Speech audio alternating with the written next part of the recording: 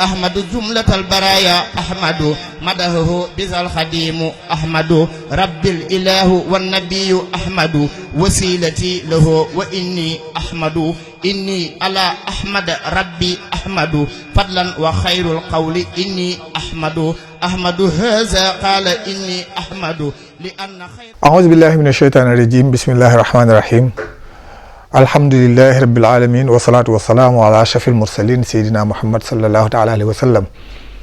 بسم الله الرحمن الرحيم. رب اشرح لي صدري ويسر لي أمري واحلل عقدة من لساني يفقهوا قولي.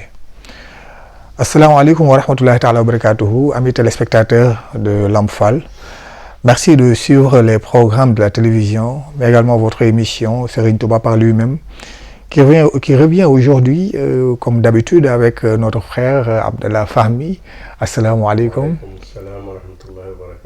Aujourd'hui, nous allons parler de la relation entre Cheikh al-Khadim, Cheikh Ahmadou Bamba et le prophète Sayyidina Muhammad sallallahu alayhi wa sallam, le sous les prophètes. Donc, comme nous le savons tous, Serigne Touba qui se nomme Abdullahi wa Khadim Rasulihi. Donc, comment aussi il a revivifié l'islam.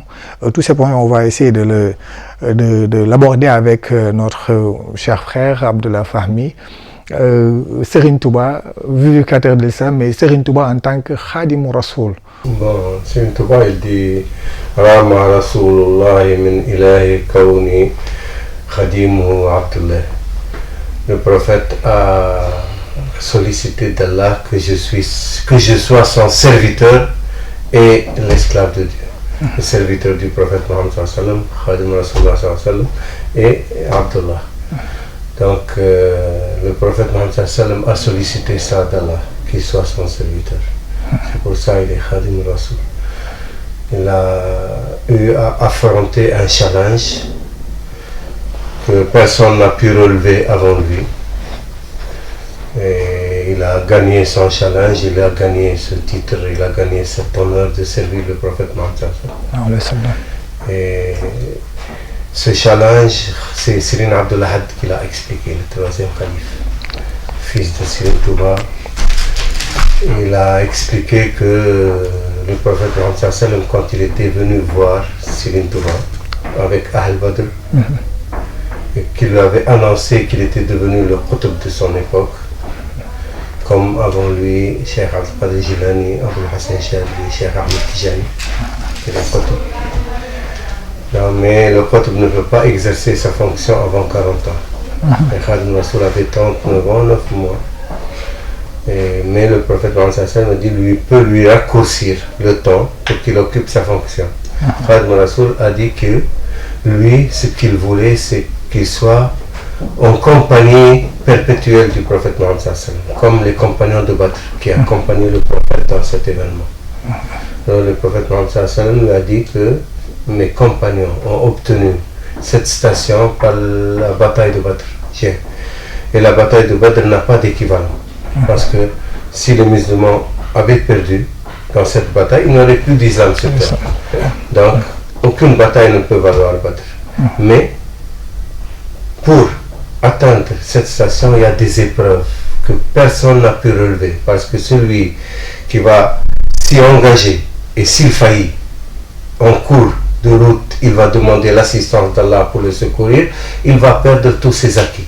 On n'a pas le droit de s'arrêter, il faut continuer. Alors Khadim Rasoul a dit, si Allah me laisse vivant, rien ne pourra s'interposer entre moi et toi, parce que moi, mon amour pour toi est tel que rien ne peut s'opposer. Et je vaincrai toutes les épreuves, si Allah me laissera en vie. Je prends le challenge.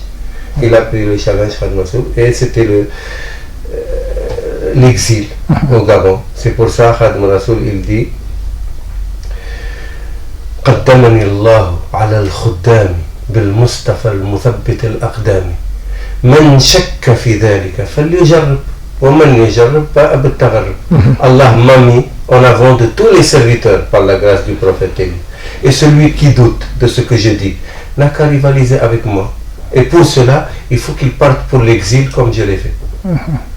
Donc l'exil avec son lot d'épreuves. Il a eu presque à subir 286 épreuves dans des tentatives d'assassinat. On a voulu l'assassiner On l'a enterré vivant, on l'a jeté dans un brasier ardent, on l'a mis en joue dans un peloton d'exécution pour lui tirer dessus, attaché sur un arbre. Et ils ont mis du poison dans le café qu'ils lui ont servi, il a bu.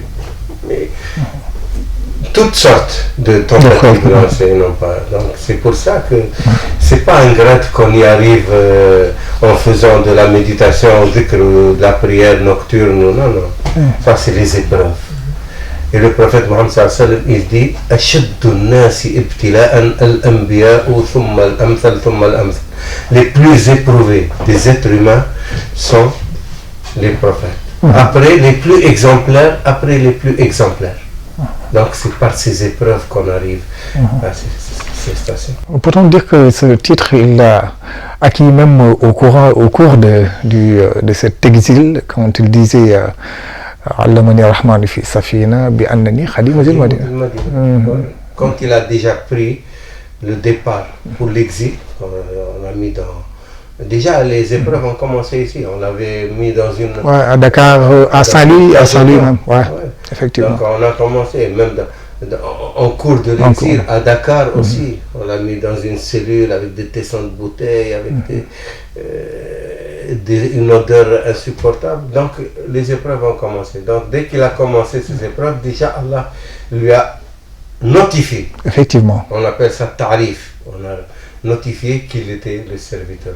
Il était déjà, parce que Allah savait qu'il allait réussir. Triompher de ces épreuves. Donc il était déjà le serviteur. Il disait dans Khadim Rasoul, dans Jadb al-Qulub, Anta al-Karim, ana al-Khadim, Daharan udimu fika thana'i. C'est toi le noble, c'est moi le serviteur. Éternellement, je perpétuerai tes louanges. En d'autres termes aussi, même toujours sur moi et vous, Salah du Sitta, Bimadi Haïsita, pour dire que toute l'année il est au service de 6 mois, du prophète sallallahu alayhi wa sallam. Et 6 mois à prier sur le prophète sallallahu alayhi wa sallam. Donc toute l'année. Alors, quelle est la mission réelle de Khadim Rasoul? Khadim Rasoul, sa mission? Ouais, comme il a expliqué Khadim Rasoul, c'est un revivificateur. Khadim Rasoul a dit qu'il a trouvé la religion du prophète Mohammed comme un jardin, comme un verger abandonné où on poussait des mauvaises herbes. Alors il a commencé à nettoyer, à enlever les mauvaises herbes et à planter les bonnes graines qui vont donner les bons arbres. Il a travaillé la terre, ce qui va pousser, et les graines qui vont pousser les bons fruits. Donc il a préservé la voie du prophète Mohammed sallallahu alayhi wa sallam de tout ce qu'il a encombré, de ce qu'on a y à rajouter, ce qu'on a modifié, ce qu'on a involontairement ou volontairement, parce que c'est dans l'islam, il y a beaucoup de groupes.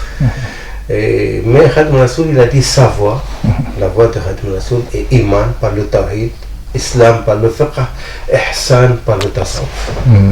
Iman par le tawhid. La science de l'iman, c'est le tawhid. Donc, la voie de Khadim Rasoul, elle est basée sur le tawhid, l'iman, la foi, qui est la substance de la religion. Il faut comprendre ce que c'est la vraie science du tawhid et les éléments et les articles de la foi, pour ne pas dire n'importe quoi et pour ne pas s'égarer dans la foi.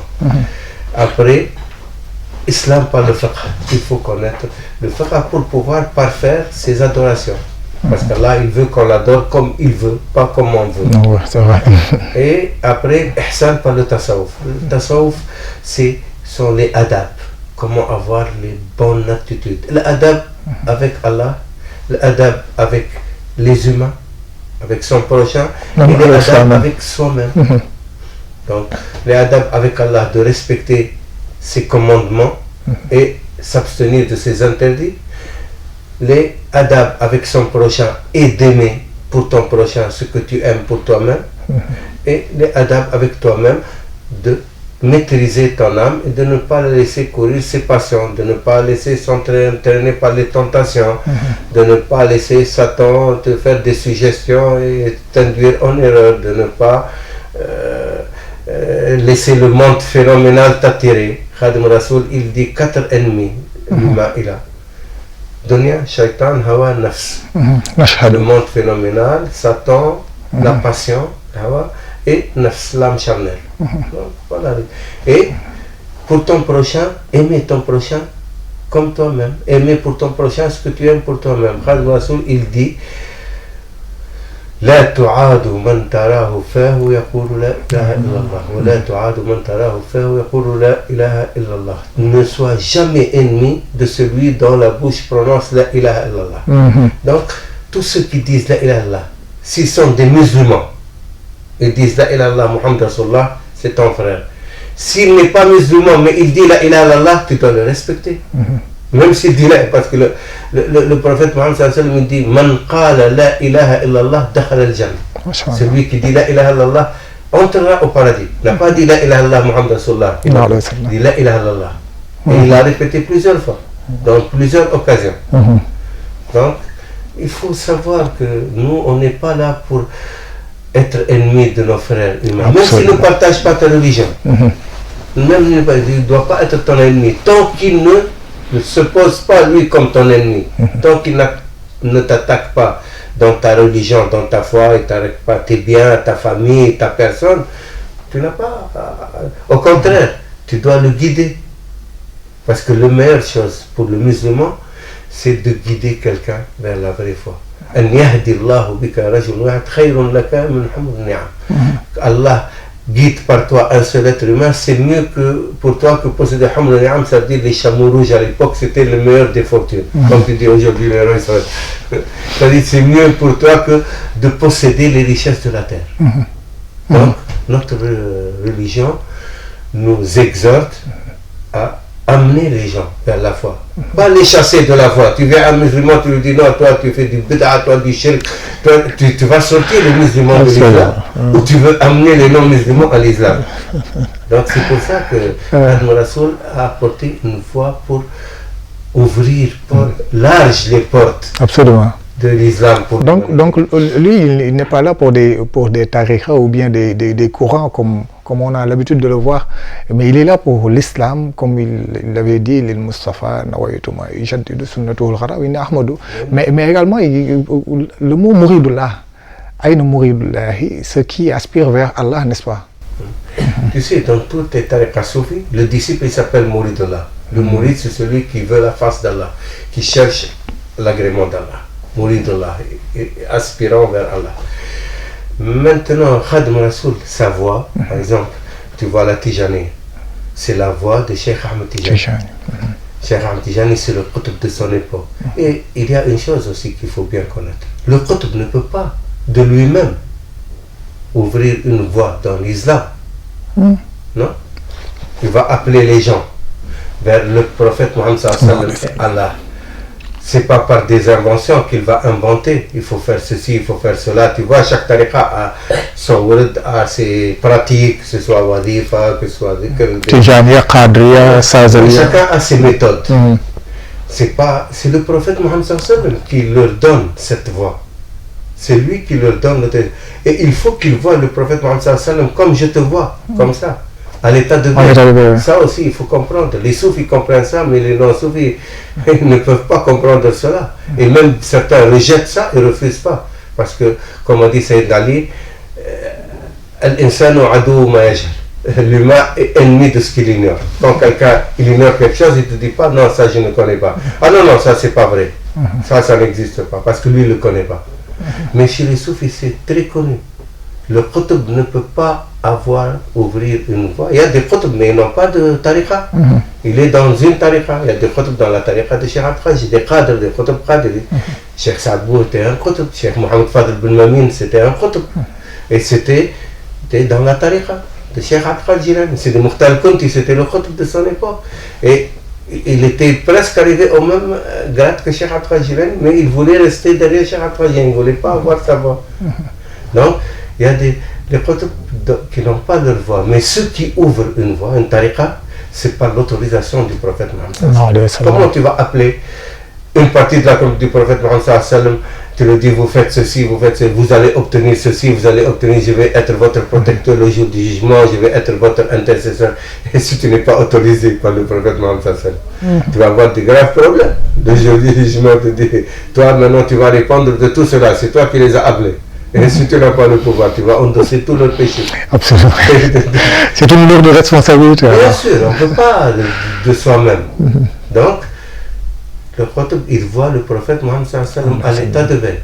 Et à l'état de veille, le prophète Mohammed il dit Man ra'ani fil manam qad ra'ani. Celui qui me voit dans le sommeil, il m'a effectivement vu. Faqad ra'ani. La yatamathalu shaytanu bi. Satan ne peut pas prendre ma forme, il ne peut pas.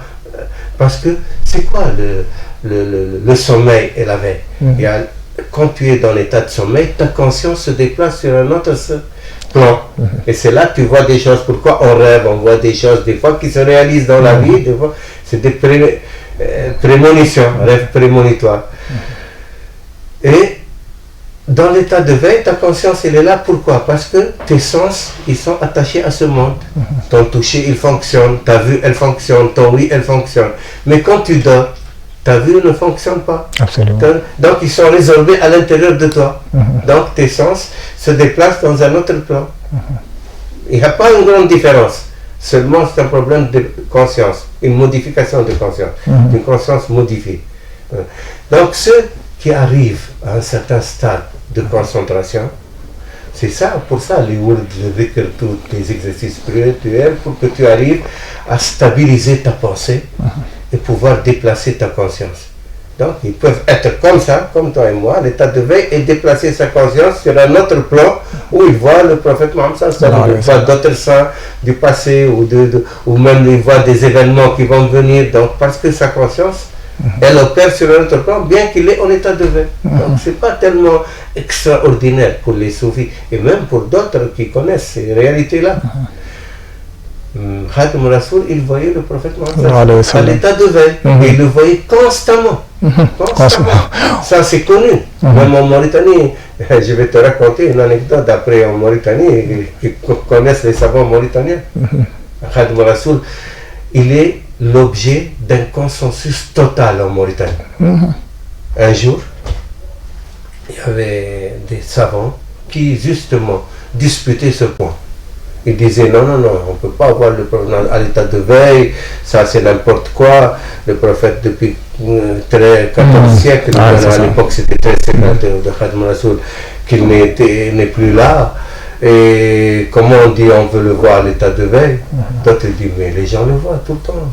Comment tu dis que... Alors ils se disputaient ce point. Ils ont dit écoute, on va choisir un arbitre qui va arbitrer entre nous. On a dit d'accord. Allez, on dit Khadim Rasoul. Allez, on est d'accord. Tout le monde est d'accord. Ils sont allés voir Khadim Rasoul. Pour rappel, il a séjourné là-bas pendant 4 ans. Oui, c'était pendant le deuxième exil en Mauritanie. Absolument. Et ça s'est passé chez les Beni Daïman.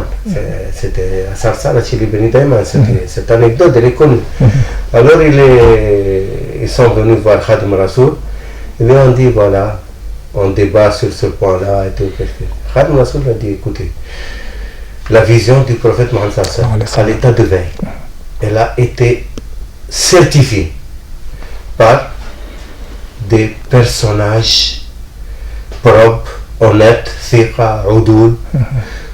Tout le monde atteste même de leur sainteté. Wilay, des awliya. Cheikh Abdul Qadir Jilani, Cheikh Aboul Hassan Chadli, Cheikh Abdul Sha'rani. Donc c'est des autorités dans l'islam. Cheikh Ahmed Tijani, Cheikh Ahmed Driss, c'est des autorités. Donc, ils ont attesté avoir vu le prophète Mohammed en état de veille. On ne peut pas concevoir que de tels personnages aient pu mentir sur le prophète Mohammed et perpétuer un mensonge à travers les siècles et dans toute époque et dans tous les pays. Parce que ça s'est passé dans beaucoup de pays, dans l'Azerbaïdjan. Alors que le prophète Mohammed sallallahu alayhi wa sallam il a dit Man kadaba alayya muta'ammidan falyatabawa maq'adahu minan nar. Celui qui ment sciemment sur moi, il s'attend à siéger en enfer. Si tu mens seulement sur le prophète Mohammed sallallahu alayhi wa sallam, tu dis le prophète Mohammed sallallahu alayhi wa sallam a dit alors qu'il n'a pas dit, tu peux aller en enfer. Alors imagine, tu dis je l'ai vu de mes yeux et il m'a dit. Donc, ils ont dit Khadim Rasoul, il a un argument implacable, on n'a rien à dire. Donc ils sont partis. Mais ceux qui refusaient encore la vision, ont dit c'est vrai que l'argument il est implacable, mais pourquoi Khadim Rasoul lui-même n'a pas dit oui, moi-même je le vois, puisque dans ses écrits il dit Shafahani Rasulullah, le prophète m'a dit oralement Ja'ani Rasulullah wa qala li waqta kitabati, moi j'écrivais ces lignes, le prophète est venu me voir, et dans beaucoup de ses écrits Khadim Rasoul, et c'est connu en Mauritanie. Il dit pourquoi Khadim Rasoul n'a pas attesté par lui-même? On va retourner lui demander d'attester si lui il a vu le prophète ou non. Alors les autres ont dit Khadim Rasoul il est très subtil, tu vois, et il est humble, donc on a compris, c'est pas la peine de revenir. D'autres disent non, on va revenir. Ceux qui sont revenus, Khadim Rasoul les a laissés attendre, il les a pas reçus jusqu'à l'heure de la prière. Il a dirigé la prière, ils ont prié derrière lui. Après, il a dit à son bouknik, son chambellan, il a dit de les amener dans une tente où personne n'est entré, à part Khadim Rasoul. Il n'y a personne qui entre dans cette tente en dehors de Khadim Rasoul. Quand ils sont entrés, ils ont trouvé Khadim Rasoul assis par terre et le prophète Mohammed sallallahu alayhi wa sallam. Tout le monde a vu le prophète Mohammed sallallahu alayhi wa sallam. Et ils ont eu un choc. Khadim Rasoul il a dit au prophète Mohammed sallallahu alayhi wa sallam de prier pour eux.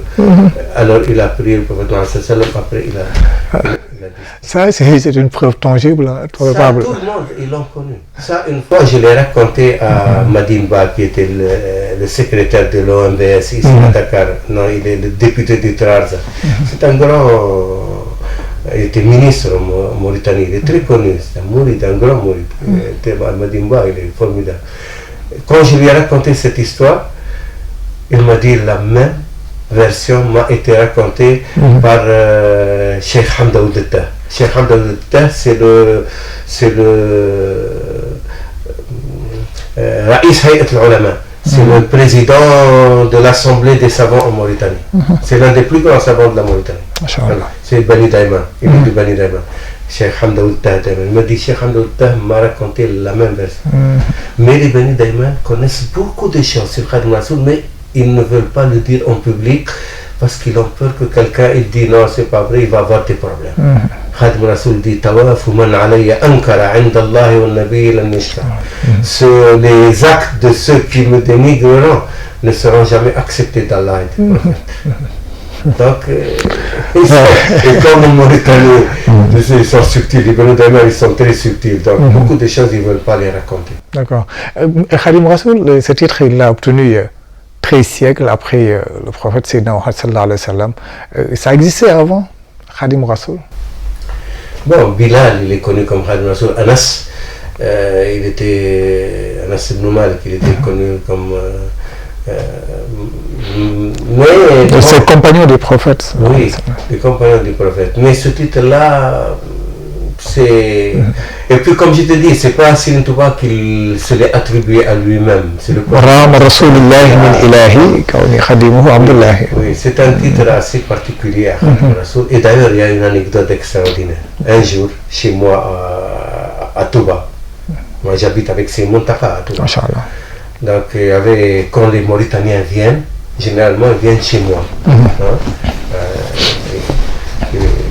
Beaucoup viennent toujours pour voir ces Muntaka. Ils sont très liés à ces Muntaka, les Mauritaniens aujourd'hui, comme avant avec Serigne Saliou. Alors, il y avait un petit-fils de Ould El-Mottali. On l'appelle le Marabat. C'est un grand, l'un des plus grands walis en Mauritanie. C'est un petit-fils à lui, il était venu. Il y avait Abou Kébé. C'est Abou Kébé. Donc, on était en train de parler, il nous a raconté une histoire extraordinaire. C'était la première fois que je l'ai entendu de sa bouche. Il a dit, il y avait un Saoudien Je ne sais pas si c'était un Saoudien ou en tout cas un Arabe. Je ne sais pas de quel pays. Il a dit, il a fait serment de vivre à Médine pour pouvoir prier les 5 prières à la mosquée du prophète Mohammed. Il a amené sa famille, il vivait là-bas à Médine. Je ne sais pas franchement de quel pays il était. Alors les 5 prières, il les faisait à la mosquée de Médine. Un jour, il passait, il y avait un cercle qui parlait, il parlait Khadim Rasoul. Au Sénégal, il est extraordinaire, il parlait de Khadim Rasoul. Alors il était étonné. Il s'est assis avec eux, il parlait de Khadim Rasoul. Il dit, comment ça veut dire Khadim Rasoul? Le prophète Mohammed depuis 13 siècles, depuis là, comment il peut être censé être Khadim Rasoul? Et puis c'est resté dans sa tête, il ne pouvait plus l'enlever. Toujours il y pensait, ça le travaillait. C'est ce que ça veut dire. Parce qu'il connaissait que ces gens-là, c'était des grands personnages. C'est pas n'importe qui, c'était des notables de Médine. Donc il parlait pas dans le vide, Khadim Rasoul. Alors, il n'arrivait pas à enlever ça de sa tête. Il dit, je vais aller au Sénégal voir Khadim Rasoul. Il a dit à sa femme elle lui a dit, mais je crois que tu as un problème. Il faut aller voir Roqya et tout. Non, c'est quelque chose de plus fort que ça. C'est pas... Il a divisé sa fortune en 2. Il a laissé la moitié pour sa famille et la moitié il a pris avec lui. Il est venu au Sénégal. Quand il est venu à Diourbel, Khadim Rasoul était à Diourbel. Il a demandé, on lui a dit à Diourbel. Il est arrivé à Diourbel. Quand il est arrivé, il a demandé à un groupe pour Khadim Rasoul. Il dit là-bas, il était assis sous un arbre loin. Khadim Rasoul, tout seul. Il est venu. Dès qu'il est venu, Khadim Rasoul s'est tourné vers lui. Il était avec sa cale comme ça, on ne voyait pas son visage. Il a dit, mais toi, est-ce que tu n'as pas fait un vœu de rester à Médine pour payer les 5 prières? Qu'est-ce que tu viens faire ici? Il était étonné. Il a dit, comment tu le sais? Et Khadim Rasoul, il a dit, tu connais l'homme qui vous sert chaque fois l'eau pour les ablutions? Il a dit, oui, je le vois, c'est un noir. Tout le temps, il est là dans la mosquée, il sert les gens à faire leur ablution. Il dit, tu le connais bien? Oui, il dit, je le vois tous les jours. Khadim Rasoul a enlevé sa canne. Il dit, mais c'est toi! Mais c'est toi! Il a dit, assieds-toi. Il s'est assis, après Khadim Rasoul, il a dit, je vais te ramener chez toi. Il est parti avec lui. Après Khadim Rasoul est revenu tout seul. Il l'a mis chez lui. Ça, c'est le petit-fils de Boutel qui me l'a raconté. Donc, bon. Et puis, tu sais, il y avait une délégation de Médine qui était venue voir Khadim Rasoul plusieurs fois chaque année. C'est lui-même qui a pris en charge les habitants de Médine. Donc, c'est pas étonnant. Khadim Rasoul a des karamates et des choses qui défient l'entendement. Donc, je te dis, comme je te dis, les Mauritaniens, ils connaissent beaucoup de choses sur Khadim Rasoul, mais ils ne le disent pas en public.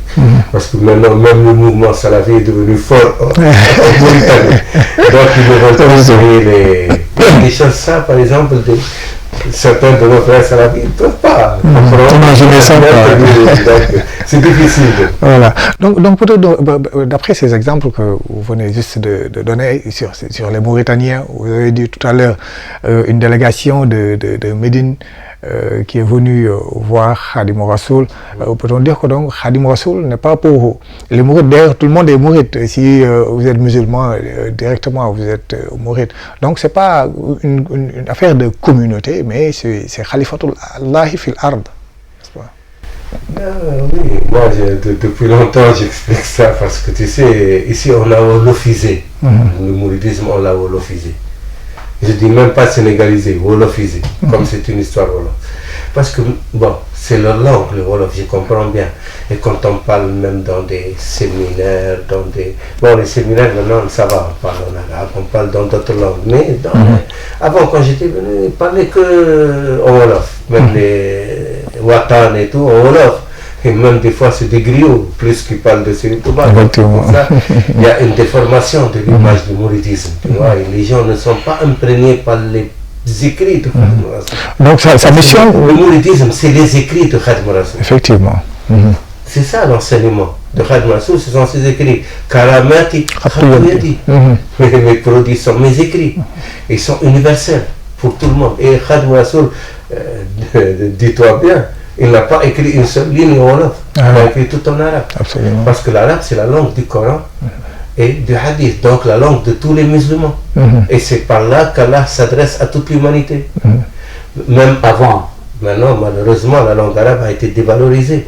Mais avant, pour apprendre les sciences, que ce soit les mathématiques, que ce soit la médecine, que ce soit la géométrie, que ce soit la philosophie, tu dois apprendre l'arabe. Avant même les savants du monde occidental aller dans les pays musulmans, comme à Cordoba, à Tolède, en Andalousie, ou à Salerne, ou en Sicile, pour apprendre l'arabe et apprendre les écrits d'Aristote, de Platon, ou de Plutarque, ou de Jamblique, ou d'apprendre même la médecine. Donc, pour Ptolémée, pour la cosmologie. On apprenait tout en arabe. C'était comme aujourd'hui, tu dis l'anglais. Voilà, c'est un outil, quoi. Voilà. C'est un outil. Maintenant, Khadim Rassoul a écrit en arabe, c'est pour tout l'univers, tout le monde. Mais comme ici, la langue et tout, et puis c'est compréhensible, tu vois, parce qu'on parle Wolof, donc c'est normal, la transmission se fait en Wolof, mais ça, c'est la partie Wolof. Mais l'universalité de Khadim Rassoul est beaucoup plus grand que le monde Wolof. Lui-même, il a dit, Khadim Rassoul, un jour viendra, la majorité de mes disciples ne parleront pas Wolof. C'est vrai, et ça a commencé, quoi. Parce qu'on trouve ça en Mauritanie et partout pratiquement, en Europe, aux États-Unis, voilà. Là, c'est maintenant qu'on commence à se lever, surtout si le Mountakha a donné une grande impulsion pour le mouridisme, pour si Murtada a fait un grand travail extraordinaire partout dans le monde. Serigne Saliou, à l'époque de Serigne Saliou, presque tout le pays est devenu, tous les grands de ce pays, que ce soit dans la politique, dans les affaires, ils sont devenus mourides. Donc ça va, et ça, parce que même les jeunes aujourd'hui, la majorité sont mourides. Même dans une famille, tu trouves, par exemple, les parents, ils sont tijanes ou vadres, mais les enfants, s'il y a 10 ou 20 enfants, les 3 quarts sont mourides. Parce que ça leur parle. Le mouridisme, c'est ouvert. Il n'y a pas le conditionnement que... Tu sais, il y a un grand problème entre même l'islam et l'arabité. Pour être musulman, il faut s'arabiser. Non? Comme aujourd'hui, certains mourides, ils pensent que pour être mouride, il faut se wolofiser. Voilà, c'est ça. Ça n'a rien à voir. Voilà. Mais quand il dit, vous l'avez dit tout à l'heure, Rama Rasulullah min ilahi, Kauni Khadimuhu wa Abdullahi. Donc, Abdullahi wa Khadim Rasulihi, ces deux noms, ces deux titres sont titres différents ou bien ça va de pair? Oui, Abdullahi wa Khadim Rasulihi. Abdullah, c'est la plus haute station auquel peut aspirer un élu de Dieu, un wali. C'est Abdullah. C'est Allah l'a dit, Abdullah. Il a appelé le prophète Mohammed sallallahu alayhi wa sallam donc ça... Abdullah, ça veut dire serviteur d'Allah, ça veut dire qu'il a dédié son tout à Allah. Parce qu'un esclave, il ne polémique pas, il ne dispute pas les ordres de son maître, il ne fait qu'exécuter les ordres de son maître. C'est ce qu'on appelle maqam al-ubudiyya, la servitude. Ça veut dire quelqu'un, Abdullah, ça veut dire il est là pour obéir à son Seigneur. Je te donne un exemple extraordinaire. Un grand wali de l'islam, qui s'appelle Ibrahim ibn Adham. Tout le monde connaît dans l'islam. Ibrahim ibn Adham, c'était un prince. Il a tout laissé. Le royaume de son père voulait qu'il lui succède. Il a laissé tout. Il vivait dans les grottes, dans les lacs. Il est devenu l'un des plus grands sages. Tout le monde le connaît. Tout le monde le respecte. Même les plus grands détracteurs, ils le respectent. Il donne l'exemple de Ibrahim ibn Adham. Alors, un jour, Ibrahim ibn Adham, il se promenait dans les rues d'une ville et il trouve un homme maigre comme un clou, noir, comme un parchemin, c'est son visage et tout. Il a eu tellement pitié de lui. Il est allé, salam alaikum, mon frère, est-ce que je peux faire quelque chose pour toi? Il dit, j'ai mon Seigneur qui s'occupe de moi. Il lui dit, comment tu t'appelles? Il dit, nomme-moi comme tu veux, je te réponds. J'ai pas de nom. Nomme-moi comme tu veux. Il lui a dit, est-ce que je peux t'amener quelque chose à manger? Il a dit, si tu veux. Il lui a dit, est-ce que tu veux quelque chose de particulier à manger? Il a dit, ce que tu me donnes. Il a dit, mais tu n'as pas une envie de... Un esclave, est-ce qu'il a des envies avec son Seigneur? Ce que son Seigneur lui apporte, alors il a pleuré, Ibrahim Nouadh. Il a dit, moi je croyais que tu étais un pauvre... alors je t'ai trouvé un maître. Toi maintenant tu es mon maître, je vais te servir, c'est moi qui viens devenir ton serviteur. Tu m'as appris comment servir Allah. Depuis le temps que j'ai quitté chez moi et je voulais apprendre comment servir Allah, c'est maintenant que tu viens de m'apprendre. Un degré de spiritualité très élevé. Absolument, ça c'est une autre... c'est une autre station, donc un degré de en bouddhisme, c'est autre chose, c'est pas n'importe qui. C'est vraiment le plus haut de... Donc tu deviens un serviteur, un esclave de ton Seigneur. Un esclave, est-ce qu'il dispute les ordres de son maître? Il ne fait qu'obéir. Jamais. Comme les anges, Khadim Rassoul il dit sa voix est tirée de celle des anges. Ils ne font qu'obéir. Donc, tu vois les mourides. Le Khalif donne un diguel ou c'est une touba, c'est fini. Tout le monde se met à... On exécute. Sans réfléchir, sans discuter. Voilà. C'est la voix des anges. Ils ne font qu'obéir. La ya'souna Allaha ma amarahum wa yaf'aluna ma yu'marun. Tout court, quoi. Voilà, c'est ça. Khadim Rassoul est particulier, c'est un cas particulier. Dans l'islam, c'est un cas particulier.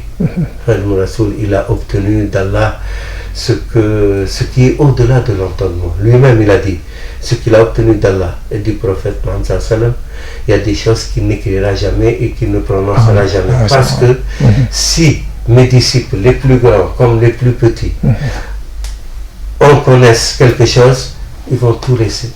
Ils vont être rassurés. Et ça, il dit, je ne le veux pas. Pour ça, il faut être responsable. Mais Khadim Rassoul, il dit, il m'a accordé ce qui n'a jamais été et ce qui ne sera jamais pour qui que ce soit. Le prophète Mohammed sallallahu alayhi wa sallam n'arrêtait pas de demander à Allah d'augmenter encore pour Khadim Rassoul.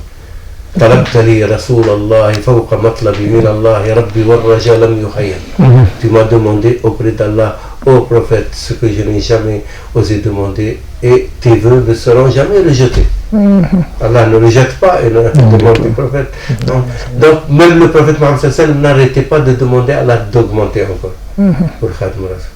Donc il a obtenu des choses au-delà de l'entendement. C'est pour ça que les mourides ont beaucoup de chance de s'être rattachés à Khadim Rassoul. Mais il faut être digne de cet honneur qu'Allah leur a fait. Parce que il faut faire honneur à Khadim Rassoul. Khadim Rassoul, avant de partir, il a réuni ceux qu'il a fait cher et d'autres disciples. Il leur a dit, je vous prends à témoin devant Allah. Est-ce que j'ai jamais dit quelque chose ou écrit quelque chose ou fait quelque chose qui peut vous faire honte demain devant Allah et son prophète? On dit jamais. Tout ce que tu as dit, tout ce que tu as écrit, tout ce que tu as fait nous fait honneur devant Allah et devant le prophète Mohammed. Il a dit, Allah témoigne. Je prends Allah à témoin.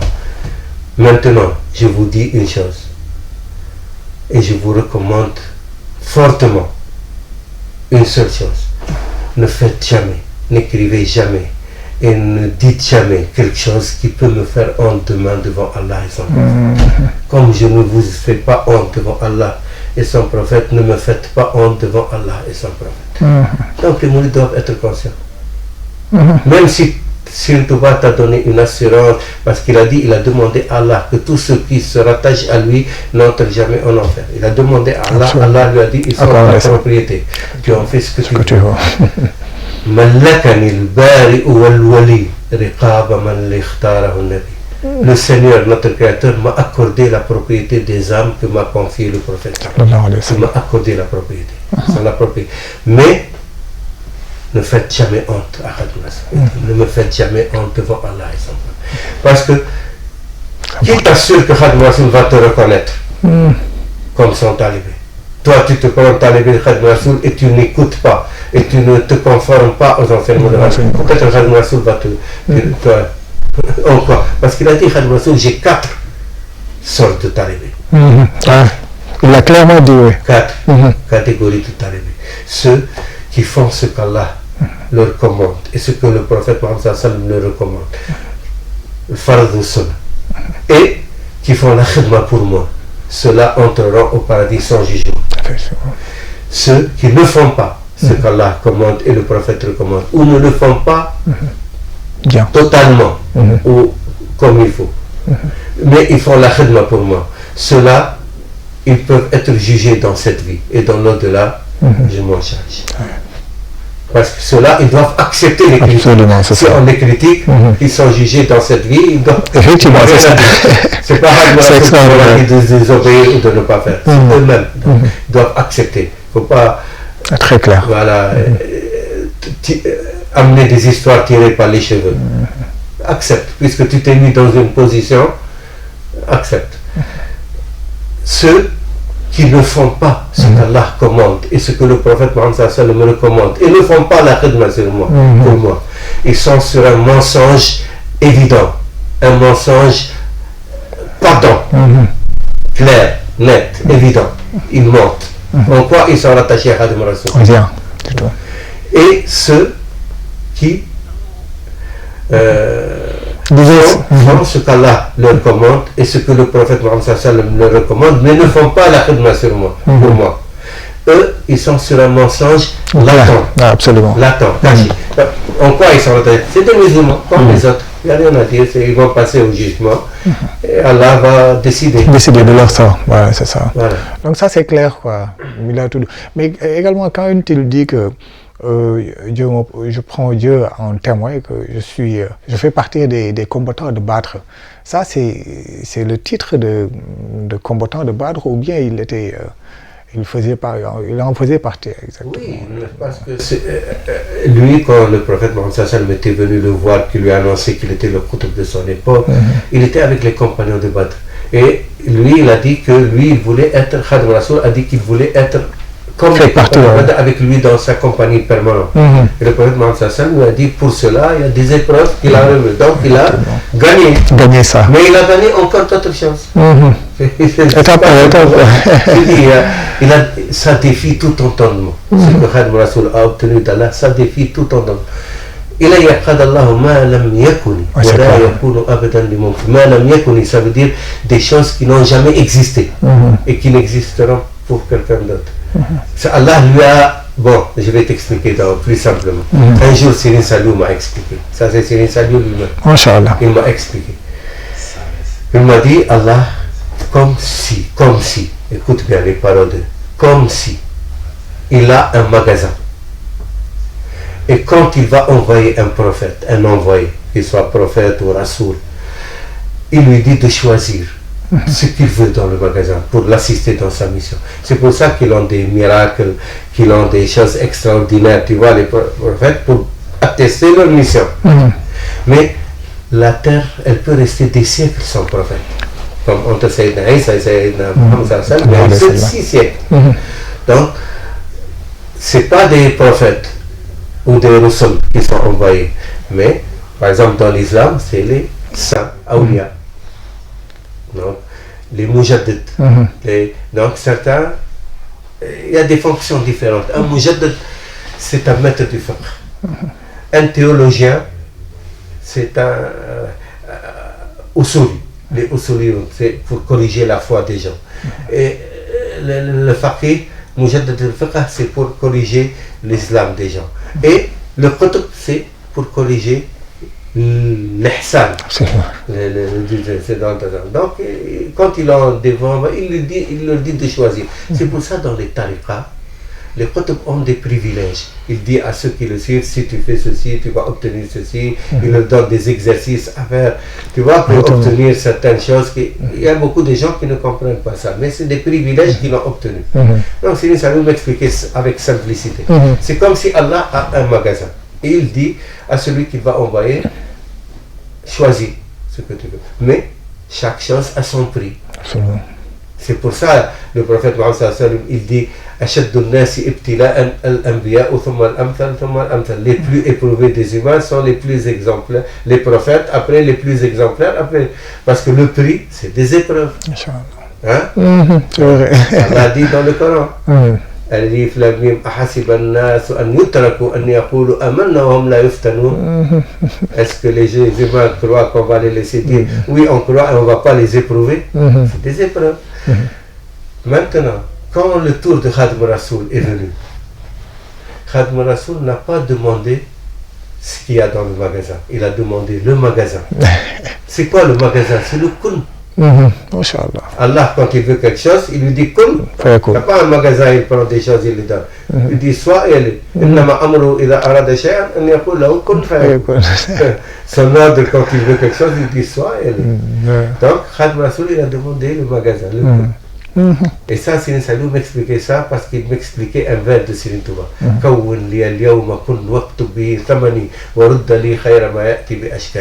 Accorde-moi aujourd'hui et fixe-moi le prix. Et tout ce que je te dédie après, rends-le-moi par meilleur ou pareil que lui. Donc, il m'expliquait que Serigne Touba, quand il avait demandé le kun, et il paye le prix, fixe-moi le prix. C'est pour ça qu'il a fait les épreuves presque de tous les prophètes, 286 épreuves au nombre des versets de Sourate Al-Baqarah. C'était les épreuves qu'Khadim Rasoul a vécues. Personne n'a vécu ça avant lui. C'est pour ça qu'il dit qaddamani Allahu ala al-quddam bil Mustafa al-muthabbit al-aqdam. Man shakka fi dhalika falyujarrib wa man yujarrib ba'a bit-taghat. Allah m'a mis en avant de tous les serviteurs par la grâce du prophète. Celui qui doute de ce que je dis n'a qu'à rivaliser avec moi. Pour cela, il faut qu'il parte pour l'exil comme je l'ai. Personne n'accepte l'exil de lui-même. Et surtout s'il a des épreuves. Pas l'exil avec son lot d'épreuves. Donc, voilà. Sidi Saliou m'a expliqué ça très simplement. Comment Allah assiste ses élus. Quand il envoie quelqu'un, c'est pour le bien de l'humanité. Khadim Rasoul, par exemple, il est venu pas pour lui-même. Il dit si ce n'était pas pour servir Allah sur terre et le prophète Mohammed sallallahu alayhi wa sallam, et pour sauver les humains, je ne serais pas resté une journée avec vous. Qu'est-ce qu'il fait dans ce monde? Seulement pour, voilà, c'est ça. Donc, peut-on dire également, concernant le khidma, pour bénéficier de ces faveurs, il faut passer par la voie du khidma. Donc, ce qui veut dire que le khidma est incontournable pour bénéficier de ces faveurs. Oui, si tu veux te rattacher à Khadim Rasoul par la khidma, c'est-à-dire tu as avec lui une relation de servitude. Comme lui, il a œuvré pour le prophète Mohammed sallallahu alayhi wa sallam par la servitude, Khadim Rasoul, il a servi le prophète Mohammed sallallahu alayhi wa sallam. Nous, notre rapport, on va le servir. Mais comment lui, il a servi le prophète Mohammed sallallahu alayhi wa sallam? Il n'amenait pas à manger au prophète Mohammed sallallahu alayhi wa sallam ou l'eau de l'ablution. Non? Il lui servait en préservant sa religion. Effectivement. Nous, notre khidma aussi de préserver la voie de Khadim Rasoul, de donner le meilleur exemple dans la voie de Khadim, de distribuer, de diffuser l'enseignement de Khadim pour sauver les humains. Comme il a dit, c'est pour sauver les humains. Son service pour Allah et pour le prophète Mohammed sallallahu alayhi wa sallam, c'est de faire les corrections nécessaires dans la religion et de la mettre à la disposition des humains. Donc c'est pour sauver les humains. Nous, notre rôle, c'est pareil, préserver la voie de Khadim Rasoul, parce qu'aujourd'hui, l'islam, tu vois, on l'a trompé à toutes les sauces. Avec beaucoup de divergences, quoi. Voilà, et alors que l'islam, ici, c'est l'islam du prophète Mohammed sallallahu alayhi wa sallam. Iman, islam, ihsan. Iman par le tawhid, islam par le fiqh, ihsan par le tasawwuf. Que nous partageons avec tous nos frères musulmans. Mais on s'éloigne des rivalités.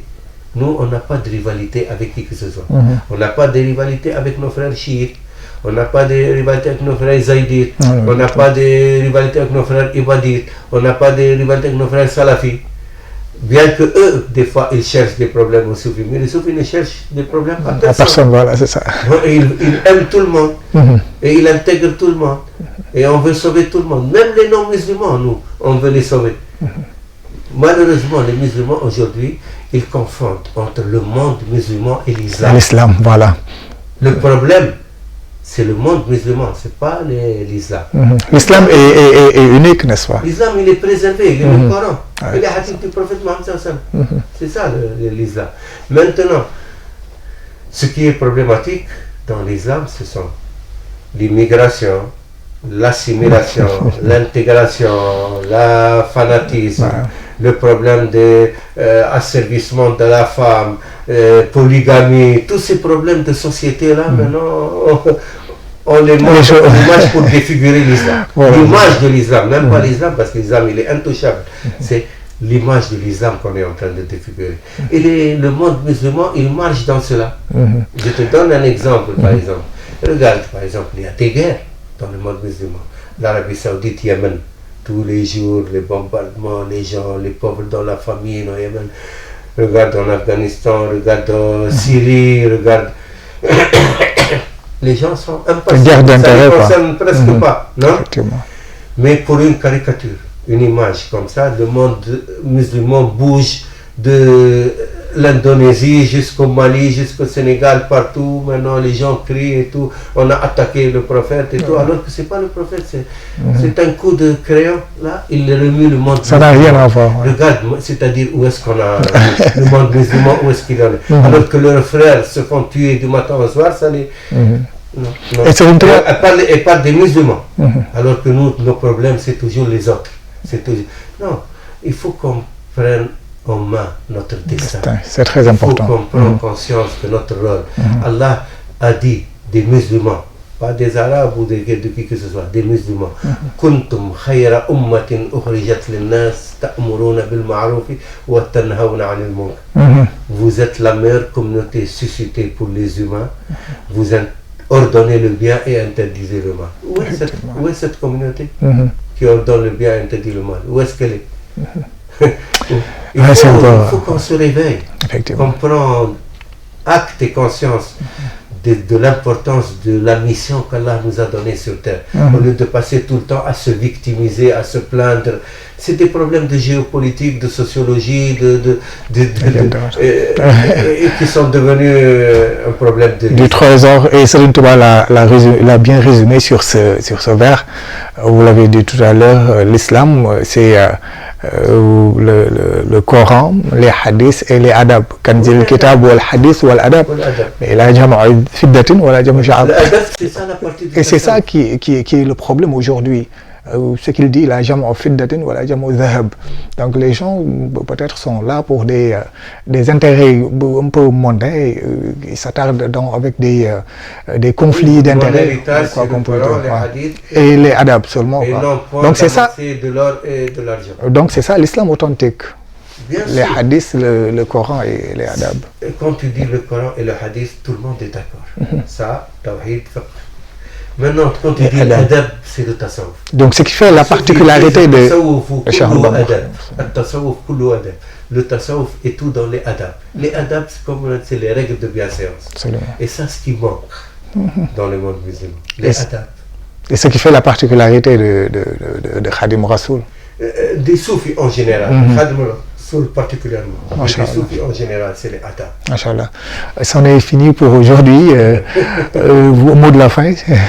Bon, Inch'Allah, on continue à diffuser l'enseignement de Khadim Rasoul, les écrits de Khadim Rasoul qui sont importants. Ils sont tous basés sur Iman, Islam, Ihsan, Tawhid, Fiqh, Tasawwuf, dans le didactique et les adab. Les adab, il a des écrits rien que pour les adab. Les adab, c'est très important parce que quand tu prends les bonnes attitudes, les adab qu'il faut avec ton cher, imagine comment tu seras devant le prophète Mohammed. Imagine. Parce que ton cher, il représente le prophète Mohammed. Il représente qui? Il ne représente pas Bill Gates, il ne représente pas l'État, il représente le prophète sallallahu alayhi wa sallam. الشيخ في قومه كالنبي في أمته. Le cheikh dans sa communauté, dans ses disciples, c'est comme le prophète dans sa communauté, il le représente.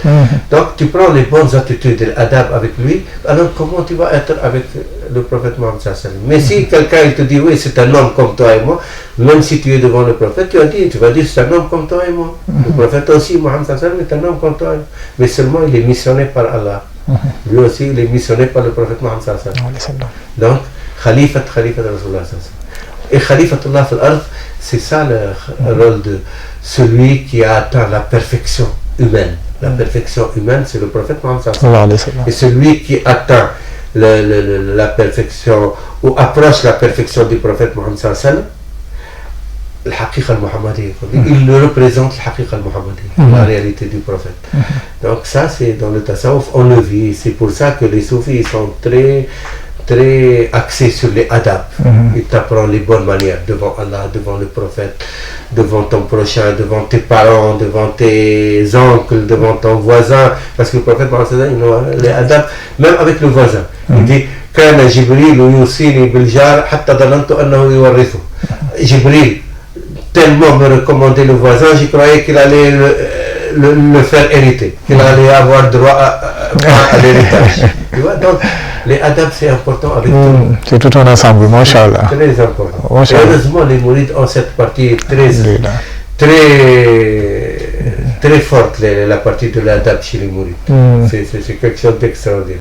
Merci beaucoup Abdullah Fahmi. Pour terminer, comme d'habitude, avec un chassaïd, un chassidé de ton choix, un vers pour terminer l'émission.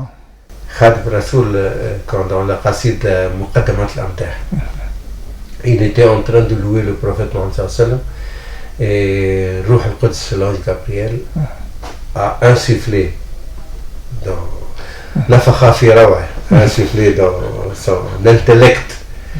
Aya Khadim al-Mukhtar la tansa sahba. Ô serviteur du prophète, n'oublie pas de louer ses compagnons. Khadim Rasoul il a écrit Aya Khadim al-Mukhtar la tansa sahba. Faman, et après Khadim Rasoul a continué, Faman yansahum fal madhu madhun mukhatta'u. Celui qui les omet, ses louanges sont erronées. أبو بكر الصديق ذو الصدق والوفاء رفيق النبي المصطفى الغار أنبأه. أبو حفص الفاروق شرواه نادر به اعتز دين المصطفى إذ يزأزأ. أمن ضاع في الصحب بن عفان ذو الحياة له النور ثم النور نعم المبوأ. أبو سبطي المختار وهو ابن عمه علي على فاختير نعم المجرأ. أصحب رسول الله إني خديمه محبا لكم في الله والله يكلأ. ما شاء الله. ما شاء الله Abdullah Fahmi. Franchement, voilà, toujours pertinent. Voilà, merci pour cette brillante émission, voilà, consacrée à Khadim Rasoul, Serigne Touba en tant que Khadim Rasoul, ses relations avec le prophète Mohammed sallallahu alayhi wa sallam. Ça n'est tout pour aujourd'hui. Merci à l'équipe technique qui a réalisé cette émission, mais également vous les téléspectateurs qui nous suivez à travers les canaux de Lamp Fall Télévision. Merci beaucoup et nous vous donnons rendez-vous Inch'Allah dans 15 jours pour un autre numéro de votre émission Serigne Touba par lui-même. Wa akhiru da'wana alhamdulillahi rabbil alamin. أحمد جملة البرايا أحمد مدحه بذا الخديم أحمد رب الإله والنبي أحمد وسيلتي له وإني أحمد إني على أحمد ربي أحمد فضلا وخير القول إني أحمد أحمد هذا قال إني أحمد لأن خير